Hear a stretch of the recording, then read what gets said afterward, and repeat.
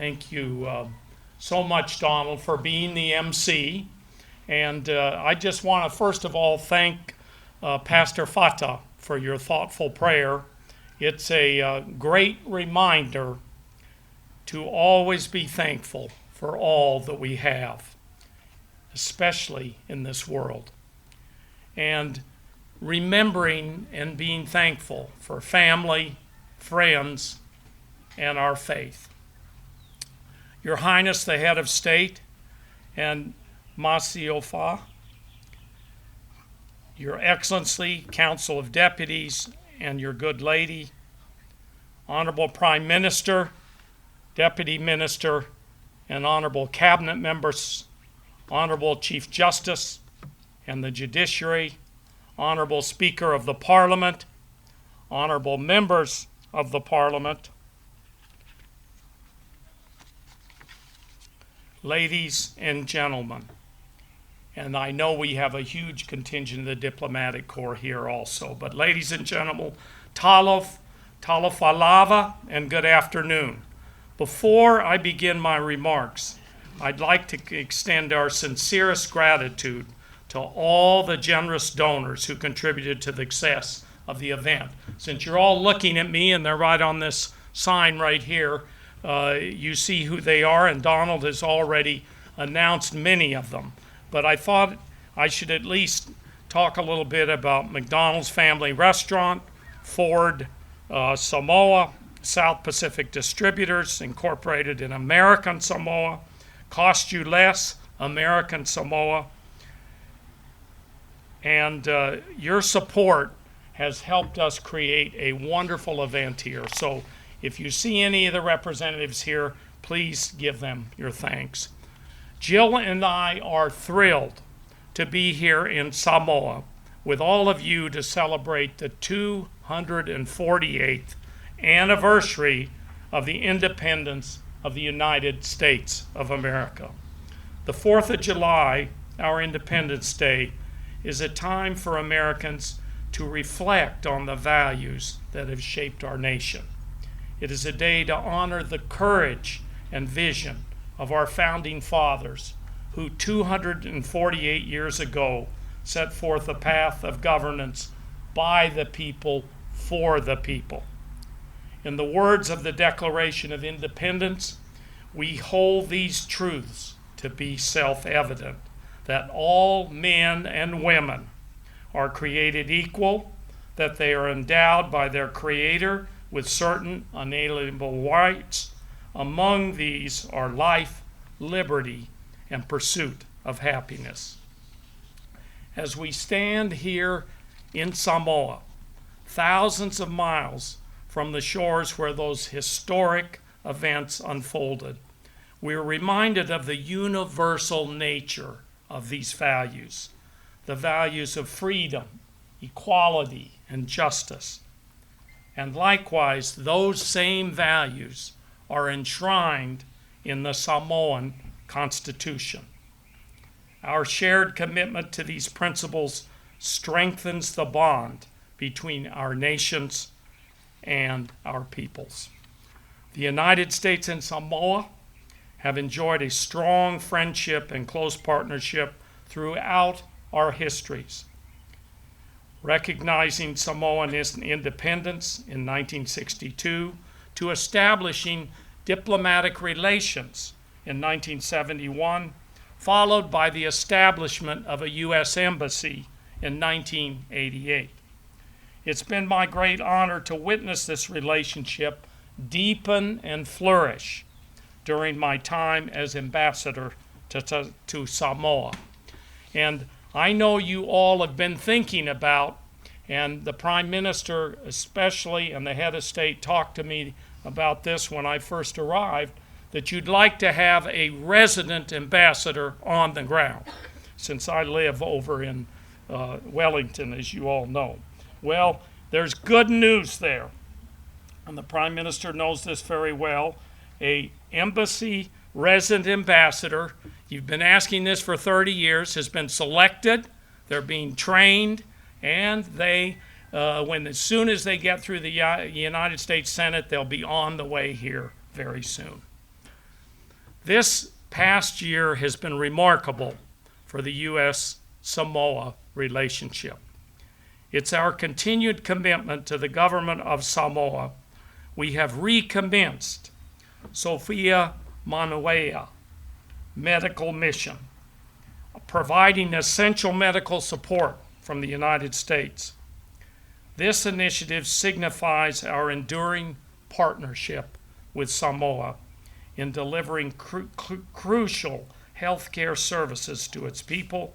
During the recent April mission, our dedicated team had the privilege of caring for over 5,000 patients. And I was here in Matai Joe's village watching that happen, and it was a wonderful thing to see. We worked closely with the Ministry of Health in the course of this healthcare being administered, Samoa School of Medicine, Oceanic University of Medicine, and Samoa Fire and Emergency Services Authority. USAID, and I'm just going to zip through these programs quickly because there's so much that they've been doing here over all the years, but they're re-energized and they're willing to do a lot more. USAID continues to play a vital role in disaster response for the U.S. government, investing in Samoa's Disaster Management Office to enhance disaster preparedness. Through USAID's Climate Ready Project, over $22 million have been mobilized under the UNDP and other partners to sustainably manage Samoa's natural resources. During my April visit, I launched We Rise, a project, a 2-year initiative in Fiji, Tonga, and Samoa, managed by Catholic Relief Services and Caritas Samoa in collaboration with local entities. We Rise aims to improve water, sanitation, and hygiene access for 12,000 people in disaster-prone communities.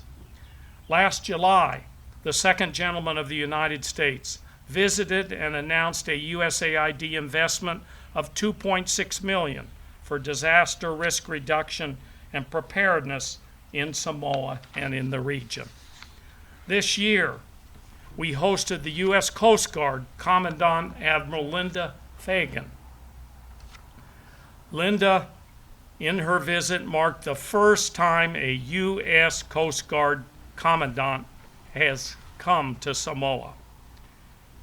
It highlighted our shared commitment to maritime safety, environmental protection, and bilateral cooperation in the Pacific.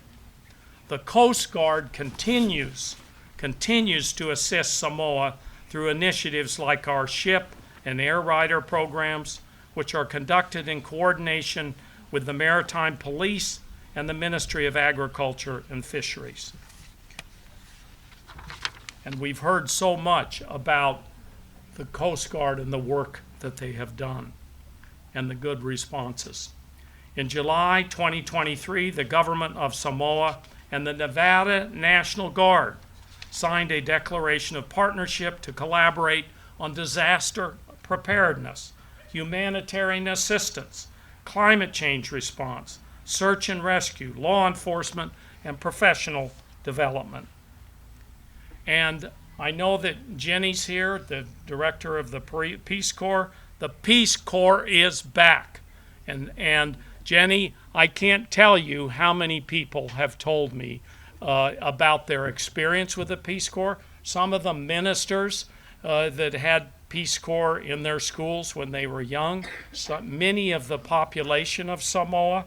The Peace Corps is loved at the schools. I met with about 25 principals when I was here, and they all came up and thanked me for the Peace Corps volunteers that were out in those schools. And in the schools that I went to, the students all came up and thanked me. So we're taking the advice, and she's told me we're headed with about 16 more to arrive in 72 hours. So thank you. We keep the Peace Corps rolling in here. In a world where interconnectivity is paramount, music serves as a universal language that unites people, transcending cultural and linguistic differences. During my last visit to Samoa, we celebrated International Jazz Day at our residence. The evidence-themed Journey of Jazz featured performances by the U.S. Navy's Pacific Fleet Band alongside talented local artists and bands, and Matai Joe was one of those that was up here with his instrument. I said, if you have one today, I hope you've got it and you can play. In any event, all of these achievements are a testimony to the dedication of our team in Apia, who have played a crucial role in fostering these partnerships. I hope you will join me, because I really feel our local employees, Prime Minister, are the heart and soul of our operation. All of us at the Foreign Service ambassador level, we rotate in and out every 2, 3, 4 years. But our local employees who hang in there with us for 10 years, 15 years, 20 years, they teach us the community, they teach us what's right about Samoa, and they teach us about how to behave here. So would you give me just a huge round of applause for our Embassy Apia team, and in particular, our local employees. Now, looking ahead, I'm excited about the future of our partnerships and the significant achievements we will accomplish together in future years. However, today marks a bittersweet moment as we bid farewell to someone who has been instrumental in our many successes. Every one of those successes that I mentioned, Noriko, and with the support of her family, with Lucas, with Clara, with Lena, has been here working every day to make those things happen on the ground. And throughout her tenure, she has tirelessly worked to advance the U.S. mission in Samoa and our shared goals of enhancing healthcare, education, and equal opportunities for all our citizens. To my Deputy Chief of Mission, Noriko, I applaud your hard work, resilience, and steadfast dedication over the past 2 years. It's been a privilege to work alongside you every day when I see your hard work. And we check in a lot, and we couldn't have done it without her, folks. We couldn't have done it. Yeah, give her a big round of applause, because she really deserves it. And she's very modest. I told her, you come up here at the end and tell them. And she says, we'll see what she does. I said, anyway, but I want to conclude my remarks. I'd like to propose a toast to the partnership between Samoa and the United States. So I would ask all of you, thank you, Dee, thank you very much. I'd ask all of you to grab a glass, even if it's an empty glass, and raise your glass to the enduring friendship between the independent state of Samoa and the United States of America. Cheers. God, yeah. Pastor Fatafioe, lau fionga, tui maleli whano, wale toa sua lau vile lua, mal masiofo, member of the Council of Deputies and Whaletua, Ministers of Cabinet, members of the Judiciary, members of Parliament, Your Excellency Tom Udall, Ambassador of the United States to Samoa, and Mrs. Udall, members of the Diplomatic Corps, distinguished guests, ladies and gentlemen. Talofa and good afternoon to all present here today at the celebration of the 248th anniversary of the Declaration of Independence of the United States of America. On behalf of the government and the people of Samoa, I would like to convey to the government and the people of the United States, through you, Ambassador Udall, our sincere congratulations on the commemoration of the 248th Independence Anniversary of the United States of America. It is a time of reflection remembrance, and celebration. We reflect on the fast-changing times, the environmental polycrisis we are facing, the persisting unrest globally, the growing geopolitical ripple effect in the region, and how they will all interact to influence the bilateral relations we have and what we have deemed as mutually beneficial partnerships. Samoa appreciates the renewed effort by the United States to combat issues of climate change, which unquestionably is the topmost priority for Samoa and the Pacific region. We acknowledge the focus of USAID assistance on climate change, food security, and disaster preparedness. We look forward with anticipation to further USAID investment in disaster risk reduction and preparedness for the Pacific through technical support from the U.S. National Oceanic and Atmospheric Administration to enhance risk assessment and appropriate response planning capabilities. The U.S. Coast Guard's frequent visits to Samoa to assist with maritime surveillance of Samoa waters has contributed to the strengthening of partnership with the Samoa Police Maritime Wing and those of other partners collaborating with member countries of the region. While there is heightened cooperation in combating illicit maritime activities demonstrating our shared commitment to maritime security and prosperity of our Blue Pacific region, our request is to maintain a light security footprint in Samoa. We note the higher than normal overflights and landings of military aircrafts from our different partners. The Soifua Manuia medical mission to Samoa has assisted in providing essential healthcare services across the country, including checkups, screenings, specialized expertise, dental and women health services. I am delighted to note that they are in Samoa for their third visit from the 2nd to the 11th of July to provide advanced healthcare accessibility and community wellness. This initiative not only benefits those in need of advanced medical care and treatment, but moreover to share knowledge and expertise with our healthcare professionals. The Peace Corps program has been the foundation of U.S. assistance to Samoa with contributions to many sectors, especially the education sector. We are happy to continue this partnership between the government of Samoa and the Peace Corps volunteers, which has assisted us in our efforts to build numbers of skilled teachers and promoting the development of education through enhancing literacy and numeracy at all levels of education. In April this year, we celebrated the International Jazz Day under the theme A Journey of Jazz, where the Navy Pacific Fleet Band shared a series of jazz performances in collaboration with our local artists.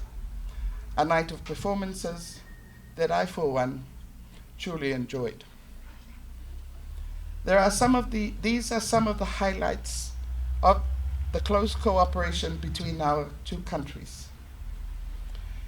Before I conclude my remarks, allow me to congratulate Ms. Noriko Horiuchi for the successful completion of her 2-year tenure as Charge d'Affaires of the U.S. mission in Apia. You have been resolute in demonstrating the willingness to assist when asked. You have been successful in mixing the fun of jazz appreciation with the serious side of security considerations. I wish you and your family well in your future endeavors. And in that regard, we look forward to welcoming your successor in the near future. Ladies and gentlemen, I would also like to propose a toast, and if you could kindly charge your glasses. I propose the toast for best wishes for the continued prosperity of the United States, and may our close relations continue to prosper. Happy Independence Day. Soifua.